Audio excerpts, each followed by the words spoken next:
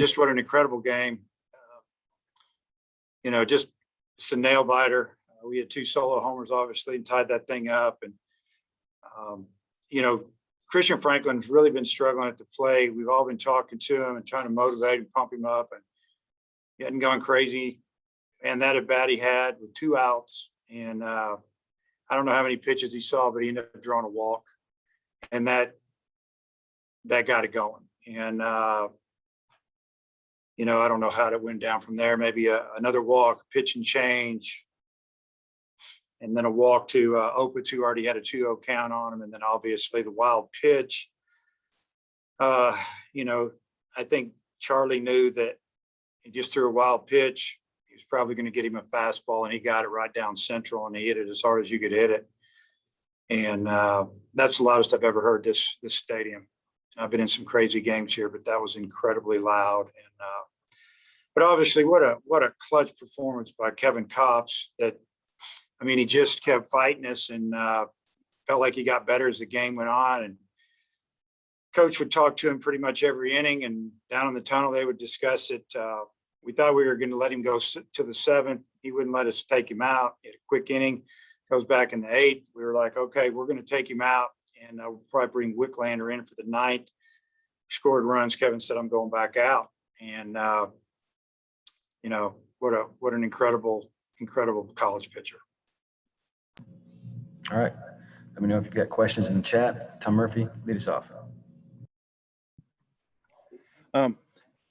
Dave, with bringing Welch off the bench in this game, did you just have a sense that maybe a moment like that would come along for him tonight?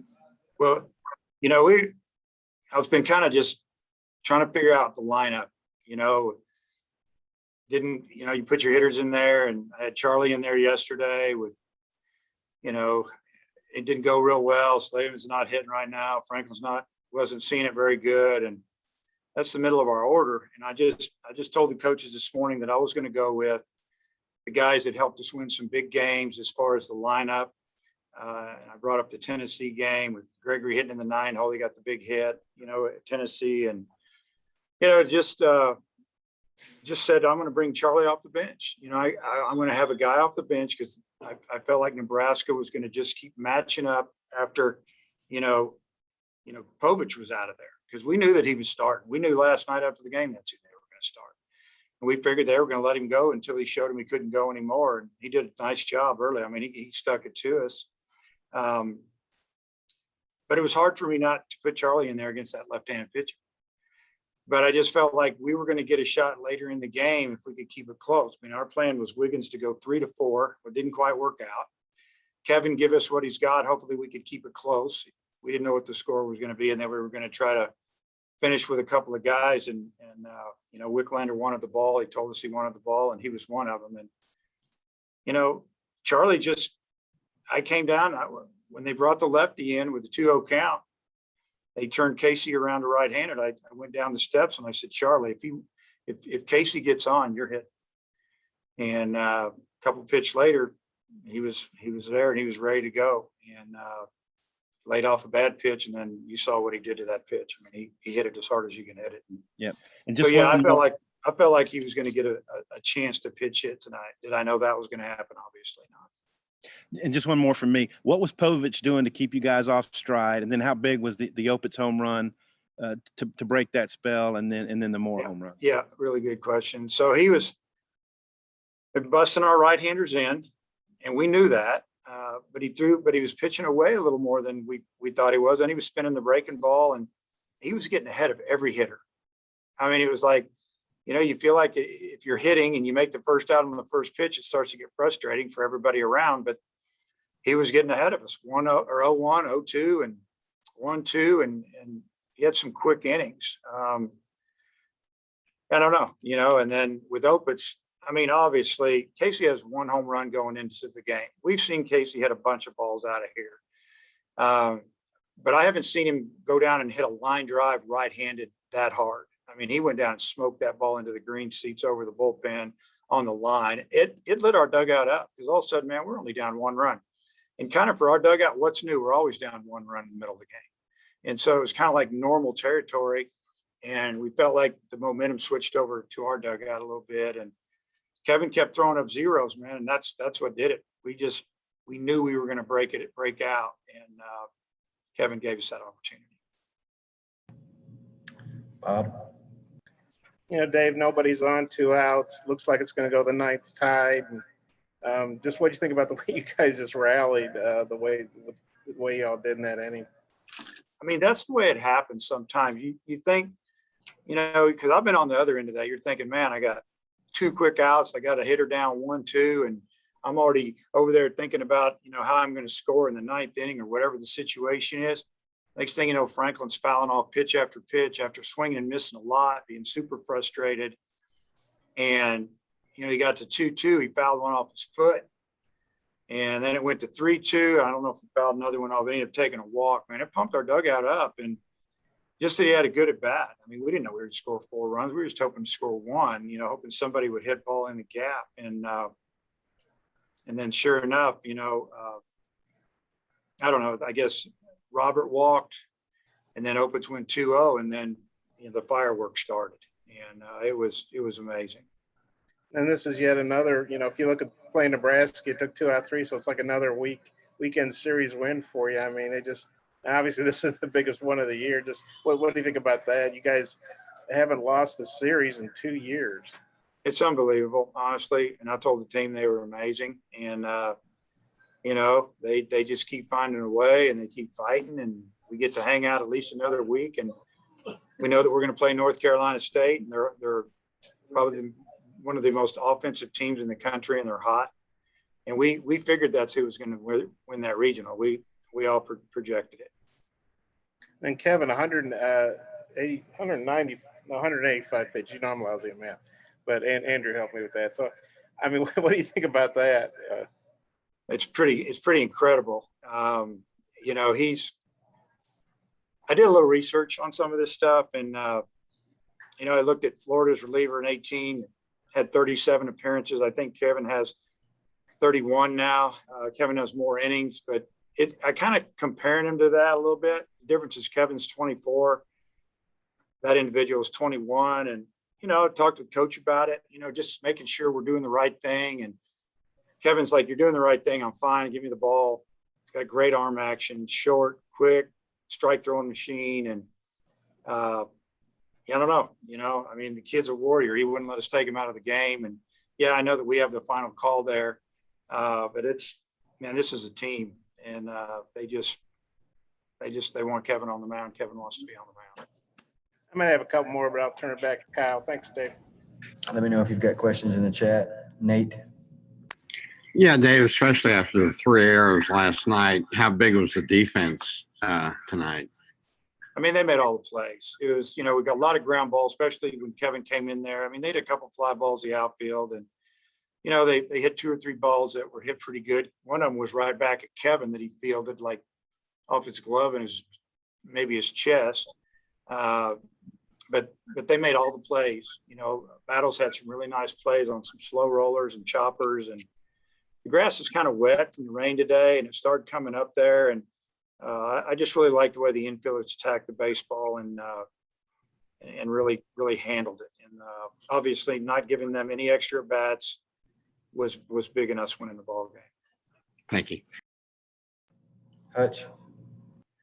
Dave, Franklin had the big catch on Friday, and he made another one today right when Cops came in. What did you see on his play to end the third, and what can you say about his defense out there in center? Yeah.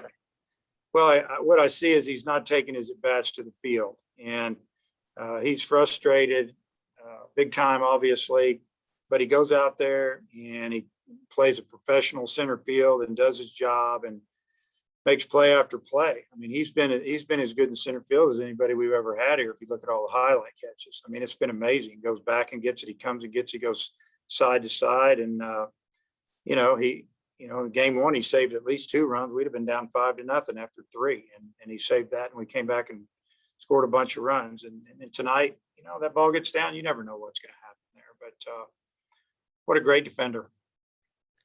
And the comparison that I've seen a lot of people making is Charlie Boyce and what he did in 2004 to Kevin Kopps. Do those guys compare at all? You know, this is the craziest thing. And when Kevin got here, I gave him Charlie Boyce's number. So there's your story.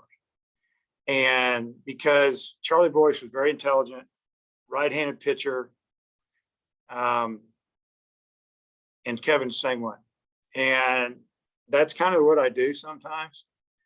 And, you know, I didn't know Kevin was going to jump his velocity up in the 90s because he didn't do it really until the last couple of years. But yeah, I've thought about it a lot, and I've thought about this regional a lot, and how I took a little bit of crap for pitching Charlie, but Charlie was in the same mold. He's like, I'd start walking down to talk to him, and he'd point at me and say, I'm not coming out.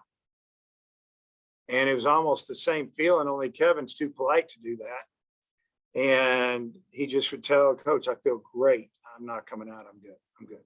And, but yeah, I do. I've thought about that many a time over the last few days. Let me know if you've got more in the chat. Bob? Dave, I haven't been able to add it up, but I know every year, including this year, a lot of home teams lose their regionals. It's just baseball, like you say, a lot of times. And Nebraska made it tough on you guys. Just how good do you feel? I know a lot of people assume, well, Arkansas is going to win at home, you know, but you can't assume stuff, obviously. But just how good do you feel to survive, especially Nebraska seemed like a better seed than should have been sent here, you know, frankly. I agree. And when I saw them pop up, I thought, why are they sending the Big Ten champion here? It doesn't make any sense when you look around and you see some other regionals where the Power Five is a number one, and they don't have another Power Five school in the regional, and they might have been a 7 or an 8 seed or 9, whatever. So I know it's a really tough job, and I get that. But Nebraska has a really good team. You know, they played kind of a regional format most of the season. And they've gone on the road, stayed in hotels. They played 2 games a day. They played 2 different teams. And I think that they came in here and they were a little bit comfortable, more comfortable than I wanted them to be, because trust me, I was very much leery of them and what they could do here. And I knew they had good arms. I looked at the numbers. I knew it was going to be hard to get by them. I knew it was going to be hard to get by them on Saturday. And then yesterday, obviously, they did a great job against us. We didn't play very well. And tonight, I knew was going to be a dogfight, and it was. And, you know, you're down 2-0 and the game's, you know, moving on. But what was the mindset like in the dugout? We were just trying to stay calm because we felt like that we were one big inning away. And I think we ended up scoring that run in the 5th. And we knew that's kind of the halfway point or getting close. And you know, Casey led that inning off and he popped that homer. I just feel like that the guys, man, that energy level went up. And I think Nebraska probably thought, wow, here, you know, this is going to be tough to hold this. We've got to score. They've got Kevin Kopps on the mound. And maybe they start pressing at the plate a little bit. I mean, just a lot that works in the mind right there. And, you know, it was huge for us to score in the 5th. I just got one more. Obviously, you want to win, but I know Will Bolt's one of your guys. Done a hell of a job. Just, yep. I guess, how do you feel for him? I feel bad, you know, and I say this all the time. You know, I don't get anything out of beating or winning against former coaches that have worked for me or with me, and I don't get anything out of beating a former player. I mean, I feel bad for them. I mean, they had their huddle in right field in our stadium after winning the Big Ten championship, picked like 6th in the league, and they ran away with it because they're better than everybody else and they're tougher than everybody else. And I saw that this weekend, and that's because of the players that are over there, and Will Bolt and his coaching staff have instilled that into those kids. And, you know, Nebraska was really good to me, and I loved it up there. And it was hard to come here because of what was going on there, but I knew that this is what I wanted to do. I don't like playing Nebraska. I don't even want to schedule. Okay, thanks, Dave. Think about it. If you ever gave me a number, what it would be. I'd like to know. It would be 00. I can tell you that. I'll wrap us up. Thanks, Coach.